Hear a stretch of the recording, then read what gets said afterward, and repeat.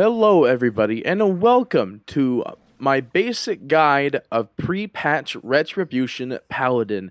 I am Party PD, or in this scenario, as you can see in the top left for my username, I am Valentor on the server Anvilmar. Hope you guys are enjoying your pre-patch so far. There's not really much that's happening at the moment, at which point in time, we will then soon be releasing a guide on how to end up doing things currently in our pre-patch scenario. But first and foremost, let's go ahead and get into today's guide, which is the Retribution Paladin guide for the pre-patch point before our Great Shadowlands. So first and foremost, the thing that you need to familiarize yourself with are the talents. The talents have been slightly altered and some abilities have moved on away from the original cast point in time. Now you have various things that were Azerite based talents now part of your talent board instead of an Azerite based talent. For example, Imperium Power is now a talent instead of an Azerite trait. But if you still have the Azerite trait, you can use both Imperium Power and your Azerite trait. They do not stack additively, however, but that's not something we're going to talk about. This is the simple guide. We will not go heavily into all the ways you can maximize your DPS as a Retribution Paladin.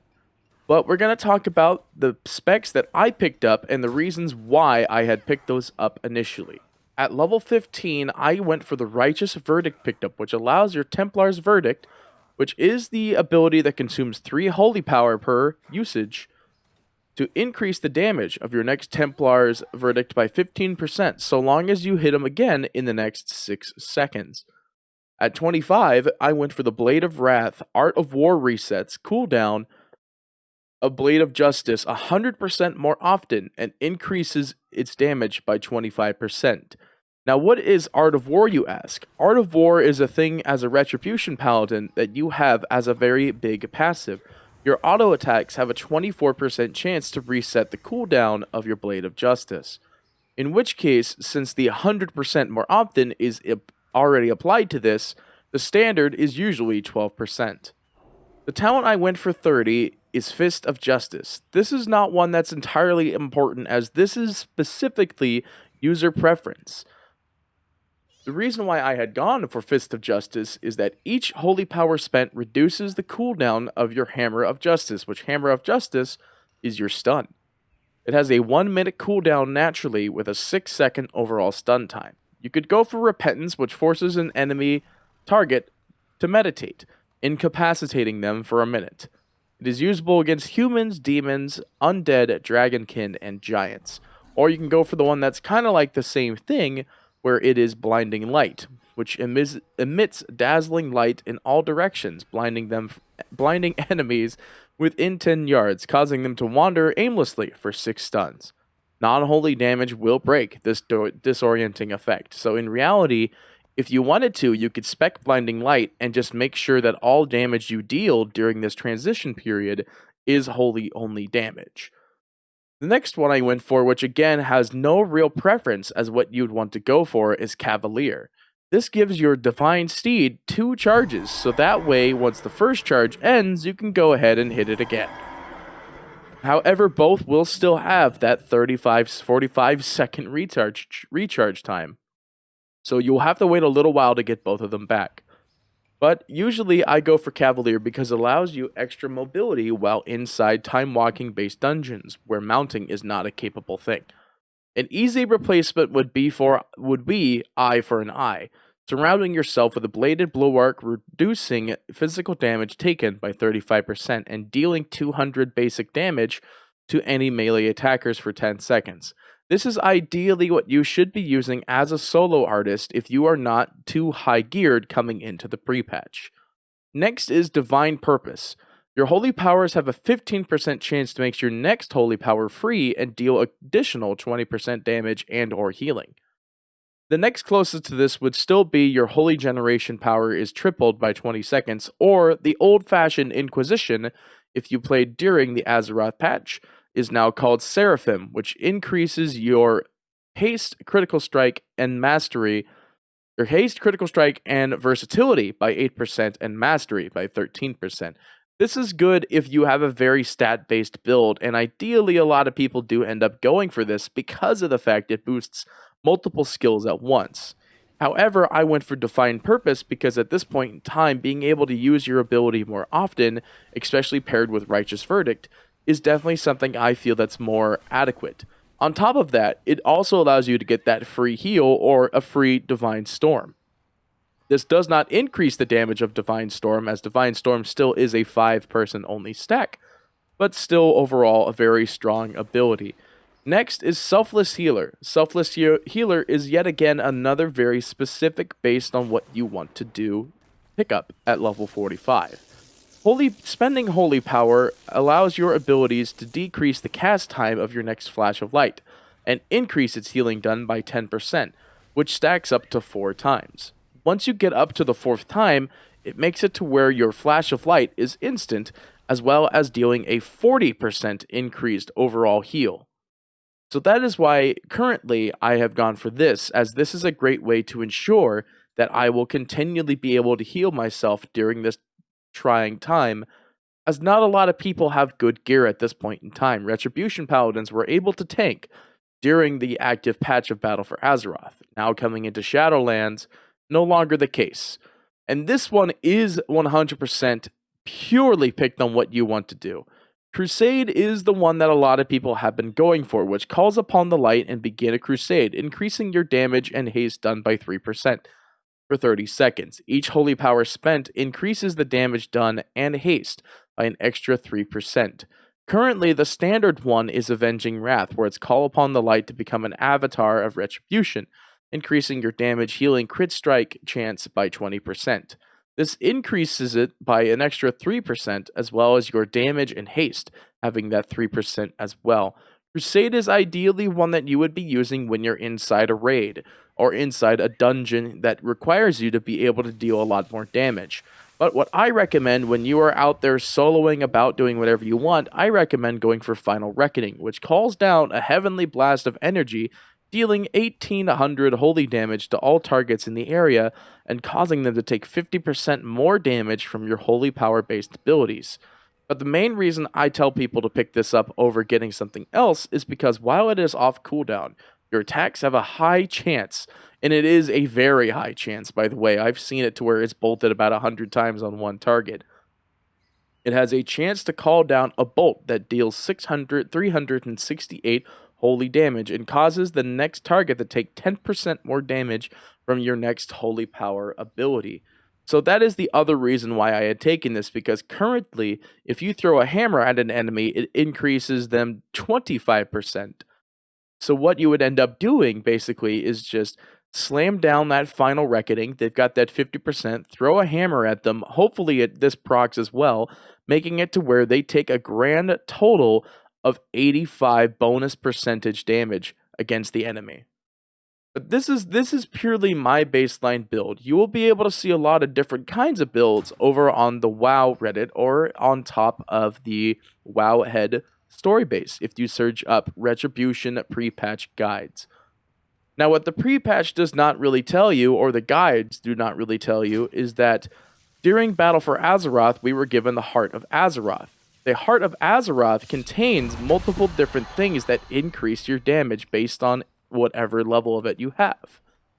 I don't have the very obvious and one that all Retribution Paladins should have had during the patch called Vision of Perfection. This makes it to where your spells and abilities have a chance to pop your Avenging Wrath, which, if you have Crusade, also pops Crusade. But since I only have Mach 1 of this, it is unimportant for me to use this at any point in time.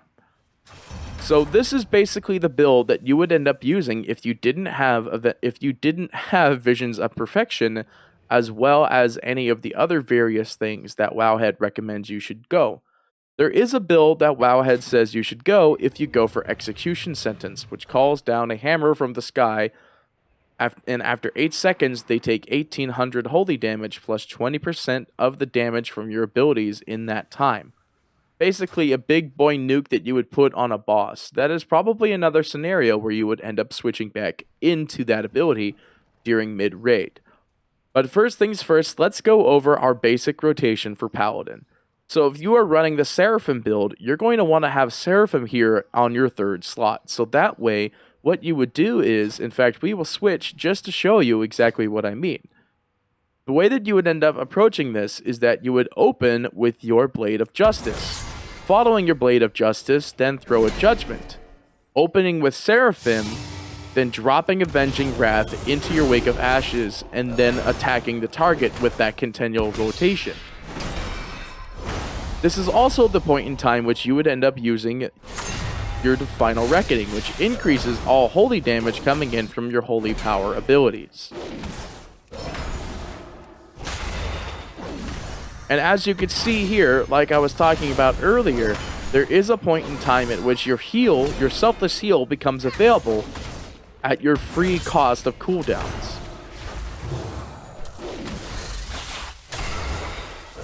Basically, you want to follow this rotation as much as possible and make sure that Seraphim is up as much as possible if you run the Seraphim build.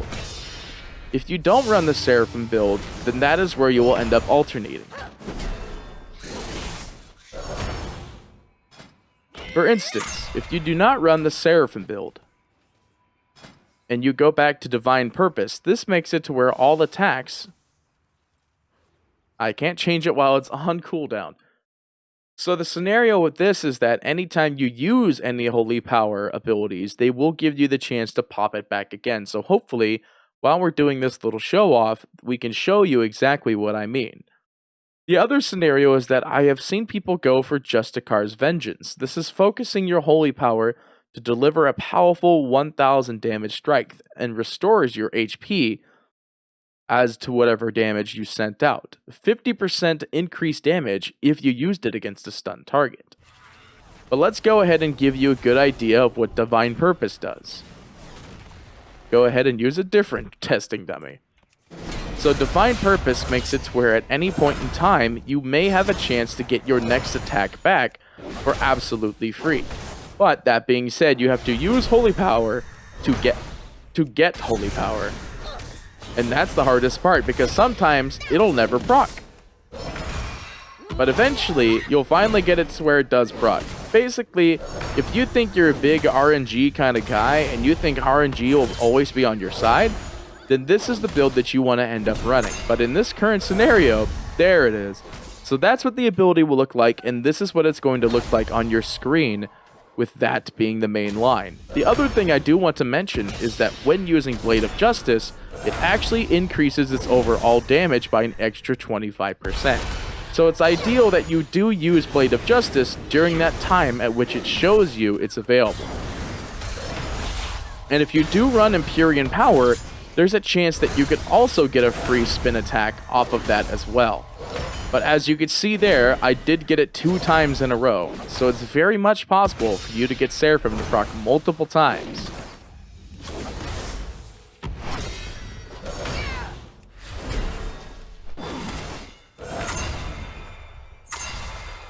And there you have it.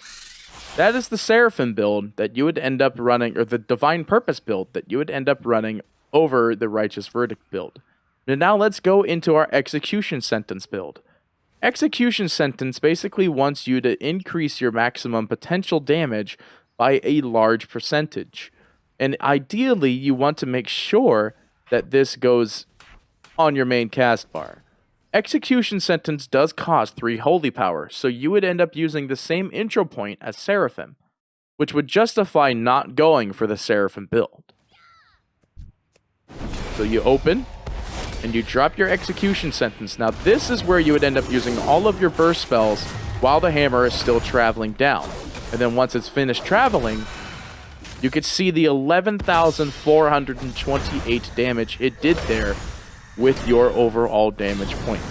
Now on top of that, this would have been a great justification to end up going for Crusade, as Crusade would have also increased your overall damage by 3% plus every holy power you spent during its period of time.